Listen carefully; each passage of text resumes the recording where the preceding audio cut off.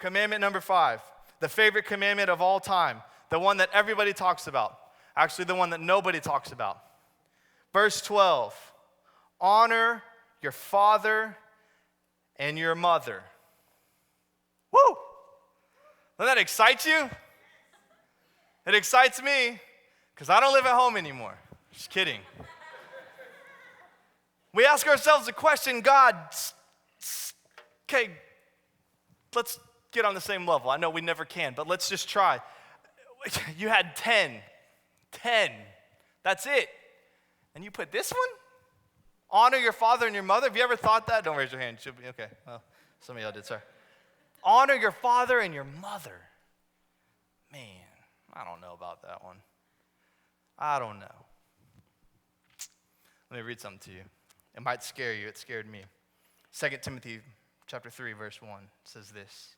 You should know this. This is Paul writing to Timothy, charging Timothy. You should know this, Timothy, that in the last days there will be very difficult times. For people will love only themselves and their money. Sound familiar? They will be boastful and proud, scoffing at God and disobedient to their parents and ungrateful. And they will consider nothing sacred. Sound like the 21st century? Sound like our generation? It's kind of scary. Paul knew. He knew it was coming. God knew it was coming. And we know today. The reality is, hey, our families are in trouble. We're in trouble. In more trouble now than we've ever been before, but trust me, we've been in trouble for a long time. And so why is this important? God says, hey, I started in the beginning of Scripture, and I'm giving you these commandments, and one I'm going to put right in the middle because it's one of the key. That if the family goes, the nation goes. If the family goes, everything else around it goes. And so we have an important task. We as young people need to not wait till we get married and have kids and become dads and moms and aunts and uncles and grandparents. We need to learn this now so that we know how to handle this, so that our families aren't in trouble like everybody else's. So that's what we're going to do. And I'm going to start by sharing with you a couple of things. I want to talk about authority just for a brief time tonight, and there's a couple different ways. The first one I want to talk about is parental authority. This means being 18 years or younger, and living in the home. Now, I know this doesn't hit really any of us in this room, but I'm going to tell you because the reality is all of you have a brother or sister, or all of you, most of you, will one day have kids. Lord, love you. I don't know how you're going to make it as parents, but most of us will face this. And so I want you to understand so that we can all be on the same page, okay? And then we're going to get into what's going to officially hit us, okay? So here we go. I got 4 points, 3 different areas. Follow along, take notes, or pretend like you understand. Number 1, submit to their authority. This is talking to your parents. Ephesians 6:1 will be on the screen. I'm not going to read it, but you can read it along as I talk. Submit to their authority. What does this mean? We need to trust that our parents have our absolute best interests at heart. I know that sounds crazy. It sounds silly because our parents are ancient. They're old. They don't know what they're talking about. Ever thought that? Yes, I know. But the reality is they have wisdom. They have something, and they, most of the time, have our best interests at heart. When I was in high school, make sure I didn't jump ahead. When I was in high school, everybody remember high school? Okay, when I was in high school, I hit that age where girls are starting to look really pretty, and things were going, hormones, ladies, you don't understand, but there were just things going on in my mind and in my body, and it was crazy. And so my mom saw this time coming, and she said, hey, son, come here. I want to tell you something. And she said these words. It's awesome. She said, don't have sex. Ever heard that before? Don't have sex. Okay, cool. But then my mom, being the wonderful lady that she is, proceeded to go to the next level. And so she, being the nurse that she is, working in the NICU, which is the neonatal intensive care unit, right? I think. Sounded good if it wasn't. She brought me to her job. And at her job, she takes the newborn babies after they're born, and she begins to take care of them. And so she brought me and my girlfriend and the girlfriend after that and the girlfriend after that to the hospital and walked us along the window. Look how cute they are. Look how precious they are. You will have one of those. if you have sex. Birth control taken care of, right? Now, what's my point? My mom had my best interest at heart. Now, the reality is, as a boy in high school, as a kid in high school, there are things floating in my mind, there were things floating in my person, and there were things floating around me that made sex look really good. But mom knew. Mom had my best interest at heart. We have to trust that. We have to submit to their authority, okay? Number 2, accept their discipline. Proverbs 1, 8 through 9 will be on the screen. You can read through it. Accept their discipline. Remember, this is 18 and under living in the house. Accept their discipline, which means if you get in trouble, just smile and take it. If you get in trouble, understand that they have your best interest at heart, even as they're beating you. They have your best interest at heart. They're disciplining you for a reason. Now, in my house, when I was growing up, many times, I was victim because I was innocent. But for some reason, they thought it was me. And so I took some punishments that I didn't necessarily deserve. But I did it. Honestly, I didn't think this at the time, but I look back now and realize I did it because I wanted to honor God by honoring their discipline. And so inside the house, man, if they discipline you, we trust that they're disciplining us for the right thing, okay? Now, here's the second part of authority. You have household authority. This is where it changes, and many parents don't even realize this. Household authority is a bit different. See, because you're over 18 now, but you still live at home. Whew, dilemma. I'm an adult, but I live at home. How do I navigate this? Well, let me tell you. Your parents really need to no longer tell you how to manage your money. They no longer need to tell you how to navigate through your friends, what classes you should take at school, what job you should or shouldn't take, because you're an adult. And so you need to start making those decisions on your own. But when you live under their house, you live under their rules. And so if they want you home at 9 p.m. for curfew, you come home at 8:59. If they want you to take out the trash, guess what? You take out the trash. Because there is a difference between household authority and authority. Now, that would go for anyone living in anyone's house. We have a guest bedroom at our house, and we have people stay there periodically. When you live in my house, you live under my rules. That's right. My rules. Because it's my house. I'm not your daddy. I don't want to be your daddy. I never will be your daddy. But when you live in my house, you live under my rules. Do you see the difference? So there's a drastic difference. So we have to respect them. We have to honor their discipline. We have to honor their authority. We live under household authority. Over 18, but living at home. Now, for the rest of us. We're over 18. We've moved on. We've got our first apartment. We barely have a couch because we picked it up down the street from somebody's garage sale. But we're on our own. These next two apply to every single one of us at every single level. Number 3. We respect their position. Leviticus 19:3 will be on the screen. Respect their position, which means you respect them with your words, you respect them with your gestures, and you respect them with your attitude. You respect them. My dad comes in and says, hey, I don't think you should be throwing that $500 a week at the bar. I just don't think that's a good idea. Now, I don't respond and say, who do you think you are? I'm over 18, I don't live at home, and Chad told me I don't have to follow your rules. You don't do that. They say, Dad, I'm going to listen to what you have to say. I'm going to take that home. I'm going to process that a little bit. I'm going to think about that, pray over that. And I'll let you know if I'm going to follow through with what you've encouraged me to do or not. That's how you have respect for them. You don't just do whatever they say, because the reality is sometimes they are wrong. I know they'd kill me if they ever heard me say that to y'all. But sometimes they're wrong. Sometimes they don't make the best decisions. And so when we become adults, guess what? We get to make those decisions. But we should honor them by listening to what they have to say, taking in their words of wisdom, and making sure that it lines up with what we're doing, using them to guide us. And then number 4, we love and value their person. We love and value their person. Did you know that your parents are people too? Wow, y'all did. Let me tell you, it was revolutionary the day that I figured out that my mom was a real person. I'm just being honest, okay? I think I've shared this in here before. That all my life and all of your life growing up, it was all about us. Mom, I want to go here. Mom, I want to do this. Mom, I need this amount of money. Mom, I want this guy to go spend the night with me. Okay, no, can I go spend the night over there? Okay, Mom, I got a bad grade on my test. Can you just sign this paper? Let's get this over with. Mom, I need this. Mom, I need that. Mom, I want to go here.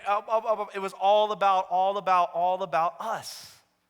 And I'll never forget the day when I walked in and I saw my mom and she had friends talking and they were laughing. And they said that she was funny. And then she walked away to get me money because I had asked for money at the time. And she walked away and they go, man, your mom is really cool. I was like, huh? Really? Our parents are people too. But a lot of times we look at them just as, I need this, I need that, or thanks, Mom, for raising me. I can't stand the way you did it, so I want nothing to do with you. God is calling us to value their person, to love their person, to respect them, and to treat them kindly. Okay, very good. You are doing well. Now, why is this important? I'm going to fly through these, and you can come back and listen later. Why is this important? Okay, number one, it is right. Enough said. Number two, it pleases God. It pleases God. Number three, it teaches us respect for authority. You didn't realize this, but learning how to follow your parents teaches you how to learn how to respect others' authority. How you treat your parents is probably how you treat your teachers. It's probably how you treat the police. It's probably how you treat principals. It's probably how you treat maybe someone that you live under. How we treat our parents usually is how we treat authority. Number four, it places us under God's protection. When we live under our parents' house, believe it or not, even if they're spanking you, they are protecting you. They're providing a house for you. They're providing food for you. They watch out for you at night. They give you a curfew so you don't end up in trouble. These are all important things that we take for granted. This is why it's good. And then the last one, the most important one for us at this age, being most of us outside of the house now, is when we honor our parents, it brings them peace and joy. Can you imagine? Frank and Megan aren't here. They didn't have the baby yet. It's coming on Tuesday, hopefully not sooner, okay? But just imagine little Emma coming out and just as soon as she's born, just being flat out disrespectful, ungrateful. I don't like you. I can't believe you made me. You don't give me any money. And you're like, you're 2 weeks old. What are you doing?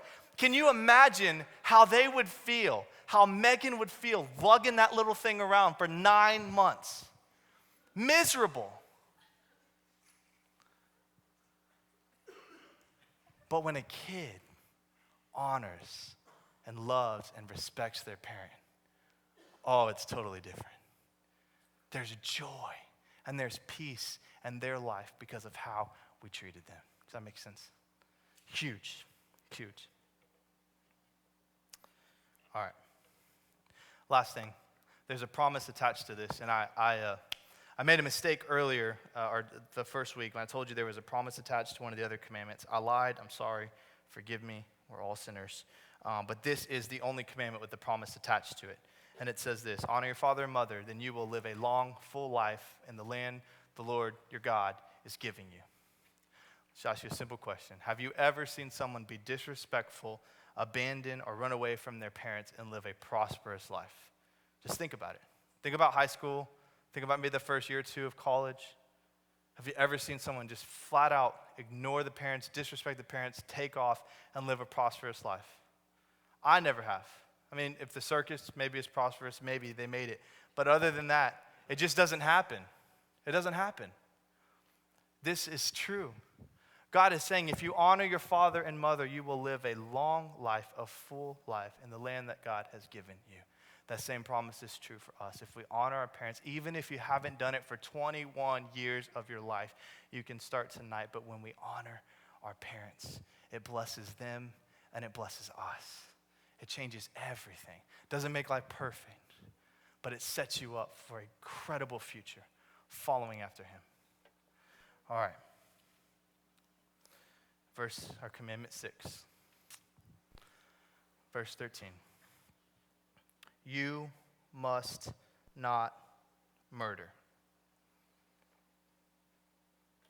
Now, many of you are probably in your mind wondering, why in the world would we even talk about this? Let's just skip over this one.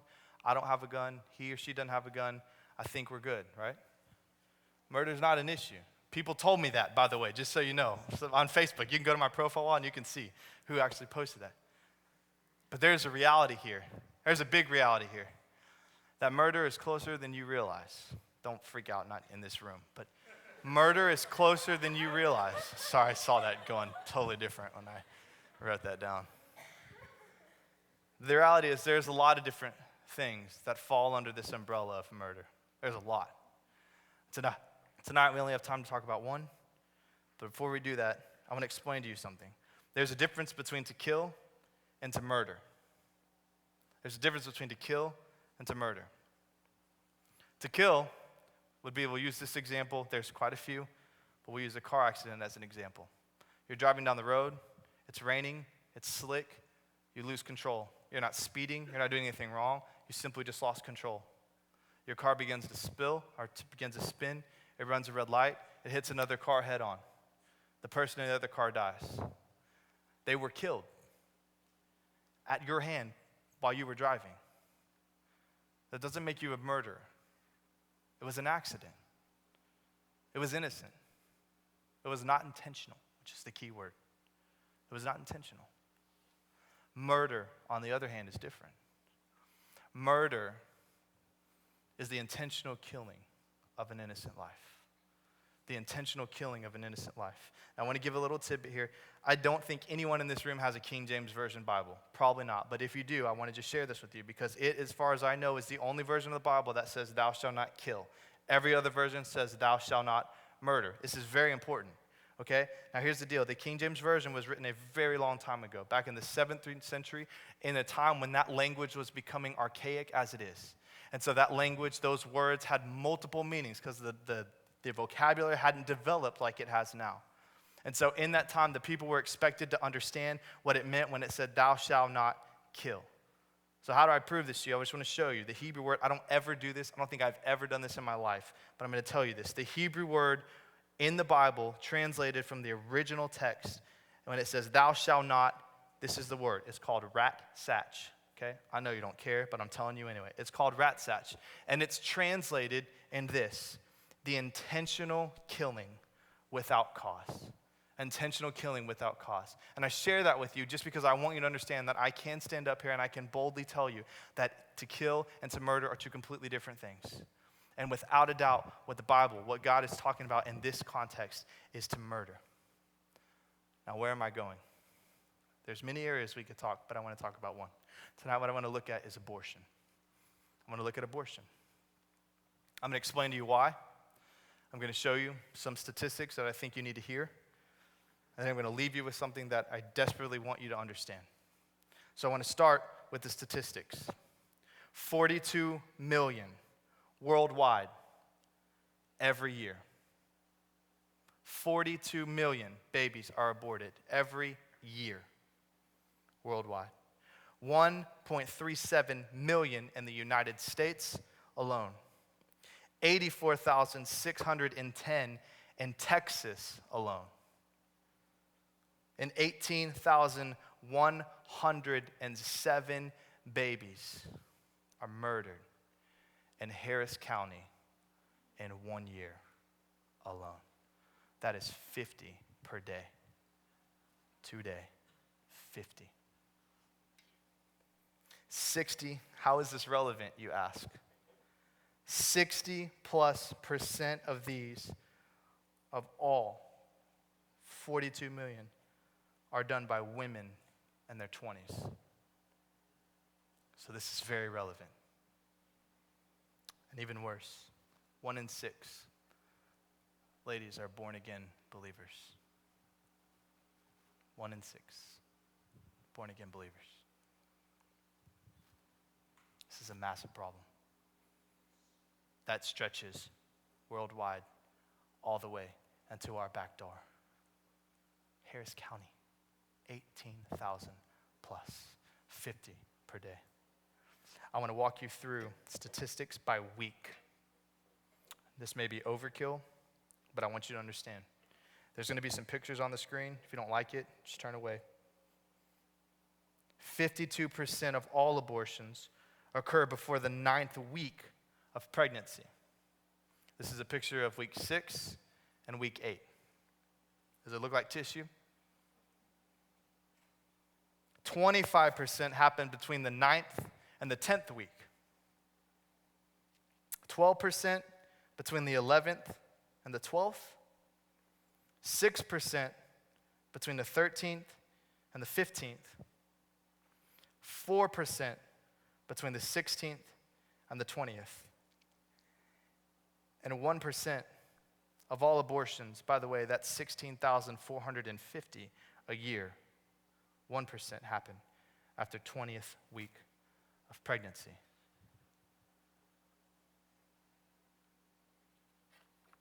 I want you to understand one thing, and before I go any further, I want you to know, I'm going to speak very boldly, and I'm going to speak as if I'm mad, and I'm not. But I want you to understand the reality behind this, and I want you to understand how serious this is. But I promise you that there is grace behind this, and I want you to know that before I go any further. Abortion is murder. I want to be perfectly clear. Abortion is murder. It's murder. Now, I'm going to be honest with you. I'm going to be completely honest with you. Before I truly became a Christ follower, had I fallen in this situation, had I got a girl pregnant, I cannot promise you that abortion wouldn't have crossed my mind. Before I became a believer, before I began to study God's scriptures, before I began to understand what He is calling my life to be, I cannot promise you that I wouldn't have considered it. Now, why do I tell you that? Because I do know that there are people in this room that don't agree with me, and that maybe there's some people in this room that have already been there. So I don't want you to feel like you have to walk away or that you're not welcome, because you absolutely are. I just want you to hear what I have to say, and I pray that you'll see things differently when it's over. I cannot say that I wouldn't have thought it. But now, having studied the scriptures, having seen what God's called me and us to do, it shouldn't even cross our minds. There's 3 groups that I want to look at. 3 groups, and then we're done. The first I want to look at is what I'm going to call pre-pregnancy. There's no technical term. I just created it. Pre-pregnancy. That's every one of us that's not pregnant, has not gotten a girl pregnant, and is not going through or having gone through an abortion. This is every one of us. Here's what I want to say to you. How do we avoid it? By not having sex. Now, of course, I could have done a whole sex talk, could have done a whole dating talk, we could have led up to this moment, or I could just say it. To avoid this moment completely, what God has called us to do in the first place is to just simply not have sex until you're married. Why? Because it's a sin, and sin gives birth to death. It's deadly, and it's dangerous. Let me remind you, for those of you thinking, well, this will never happen to me. 1 in 6 women are born-again believers.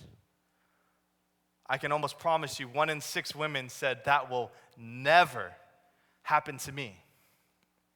But then the moment comes. They realize they're pregnant, and they begin to look around and say, my church is going to look at me weird. My family's going to look at me weird. People are going to judge me. It's scary. What are my parents going to think?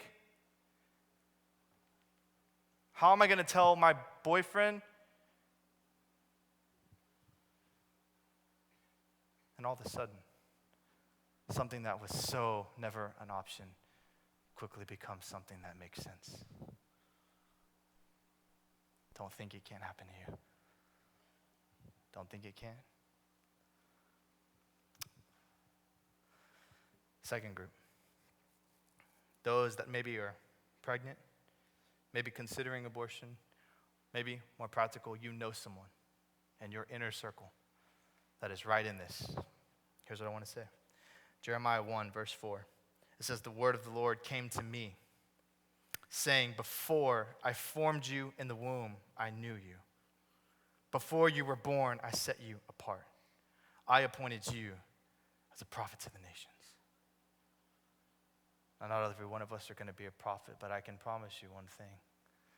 Every one of us, God has a plan. Every one of us, God has a plan. If you're pregnant, it's real, it's human, it's a baby, and it's yours. Just look to the person next to you. Look to your left, look to your right. Had their mom or dad decided to have an abortion, they wouldn't be here tonight. That's how real this is.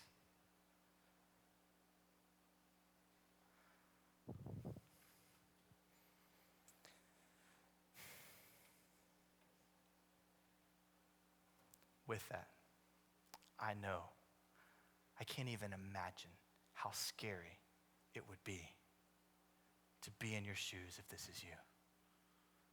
I can't imagine. But I can tell you one thing. Nothing would be more deadly than to try to hide something like this. And the reality is you could. You could go. I read and read and read. I had to stop 5 or 6 times because this stuff it's scary. But you could go, no one would ever know, and it really wouldn't even hurt. It'd be a painless procedure. But the pain that would come after and after and after would be unbearable and unmatchable. And that's the truth. I want to read about Planned Parenthood really quick. Leading facility for abortions in the country. Founded by Margaret Sanger, a racist who wanted to murder less fit racists. Influenced by the same ideology as Nazi Germany. Not a woman that said, I want to help women, I want to give them a second chance, even though they've made a mistake. Maybe we can work together, maybe we can come to a solution. No. She was a racist that wanted to get rid of other races that didn't quite cut it. And that adapted into what we now call Planned Parenthood, the leading clinic for abortions. Murdering parenthood, maybe a better way to put it. That's just my opinion, sorry.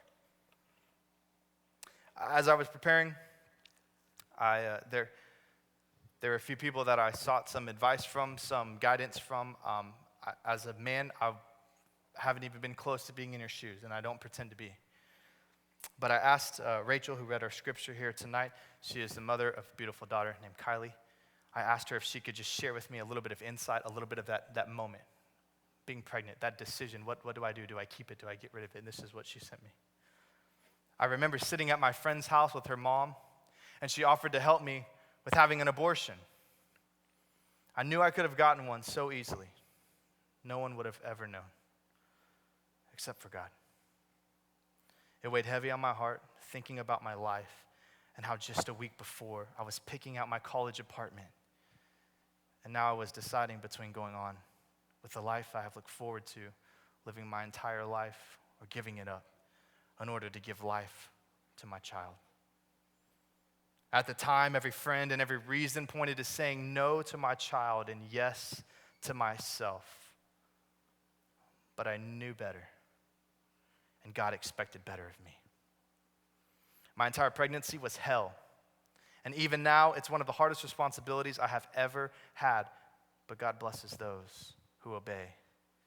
And when things get hard, I know that God is bigger than any struggle I may face. Looking back on it now, I can't imagine my life without Kylie.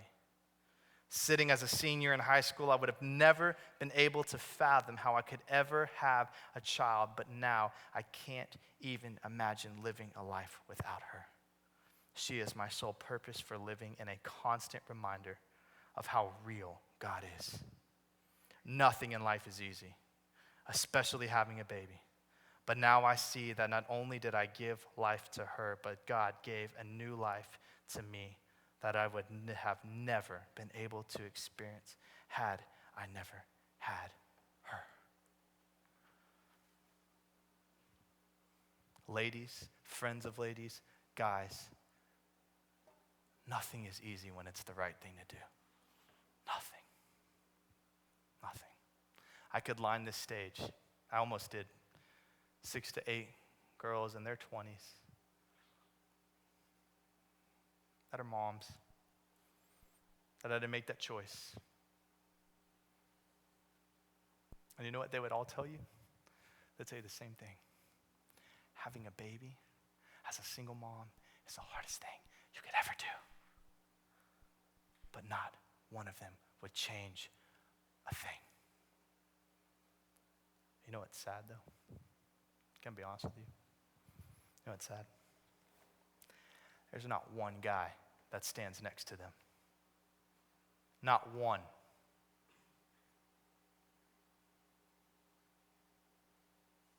It's easy to throw money at somebody. Culture tells us, let her deal with it. That's what Planned Parenthood's for. Guys, let me tell you something.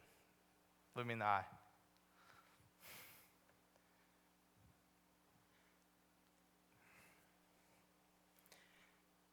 if you are man enough to stick it in, you be man enough to stick it out. And I'm not talking about to the clinic. I'm talking about to the last day of that baby's life, married or not. The end. Period. You don't have a choice. This is what God is calling us to do. Maybe there's somebody in here. Maybe there's a guy in here that's totally missed it. I got good news for you, buddy. It ain't over. It ain't over. You can fix it. And you better. That's him. That ain't me. You better. Last group, and I'm done. I don't really have a friendly way to term this, so I'm just going to call it post-abortion. Maybe you're here, you've been there already. Maybe you've had multiple. Maybe you have friends that are close to you that have been there, they've already done it. Here's what I'm going to say. I'll be honest with you. God hates abortion, but he desperately, desperately, desperately loves you. He loves you. Acts 13:38. Brothers and sisters, listen. We are here to proclaim that through this man, Jesus, there is forgiveness for your sins. Everyone who believes in him is declared right with God. Something the law of Moses, the 10 Commandments, could never do. The 10 Commandments diagnosed us. What we are studying diagnoses us. It hits us to the bone with the realization that we can't do it. We cannot do this. We cannot keep every law, every commandment that God has put in front of us. And so what did God do? He sent this beautiful man, Jesus. The name above all names. The name that saves, that heals, and that forgives. That wipes clean pasts that are so dirty, many of us don't even want to talk about. God sent Jesus.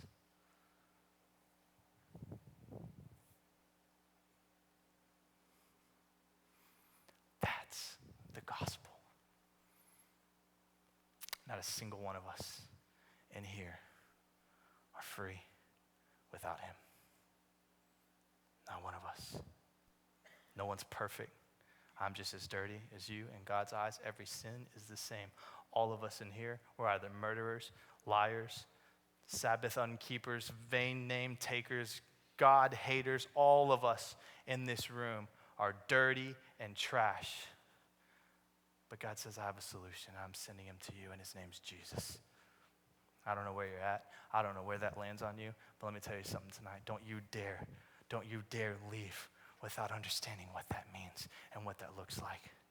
No matter where you're at, even if this is you, multiple times, God still says, I love you enough to send an answer. Honor your father and mother. Just do it. They deserve it. Even if they mistreated you, they still deserve it. Don't get an abortion.